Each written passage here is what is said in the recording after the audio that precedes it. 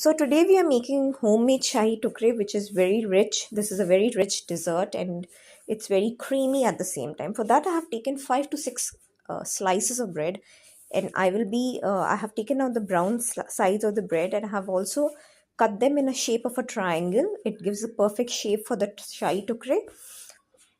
I've also taken 2 cups of milk, like half liter of milk, and I'm going to put it for boiling. As you can see, I've put the milk for boiling and I've kept the slow on a very low and medium heat, so that you don't need to keep the heat really fast for that purpose. Also, I'm frying the bread slices in a in oil or ghee, whatever you have available. You just need to make them brown. They should look like this color, right?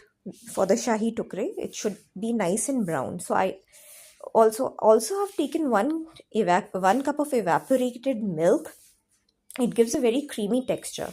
I've also taken 1/4 cup of milk, and I'm going to add 2 tablespoons of custard powder in it, and I'm going to give it a good mix. I've also taken half teaspoon of cardamom powder. It gives very good flavor to the shahi tukray. I'm going to add that half teaspoon into the milk, and also I'll be adding the custard powder inside the milk, and I'm just let it going to simmer for 15 minutes till I get a boil in the milk. So I'm going to let it. I've also taken 1/3 cup of sugar. I'm going to add that into the milk.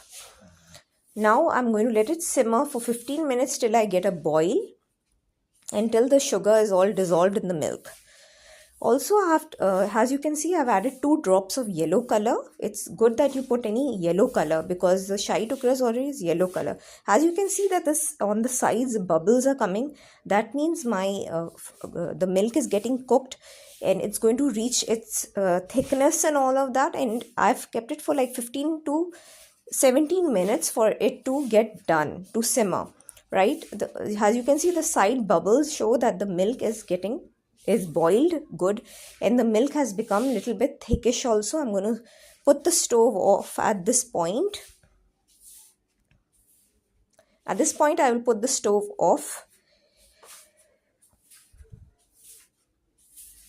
You can see how thick the milk has become. You need it to reach that consistency. Also, I have laid down my triangle shaped bread into the Pyrex dish. You need a long rectangular dish like that to put your bread slices, and on top of that I have put all the milk mixture. I'm going to add 2 tablespoons of almond chopped inside it for a dressing. As you can see, I'm putting some almonds in it, and you can put any nuts of your choice. You can put cashew nuts, you can put any nuts of your choice. I've also used 2 tablespoons of pistachio. I'm going to add that as well into this mixture. This is the final result of the dish. It's eaten very chilled. You need to chill it for at least 2 to 3 hours, 4 hours, 5 hours, whatever you like, in the fridge, and then eat it chilled. It tastes really good. So, you can make it as a dessert item for your dawats or whatever. And this is what the dish looks, and it's really divine. Give it a try, guys, and subscribe to my channel. And I hope this is what it looks like, and it's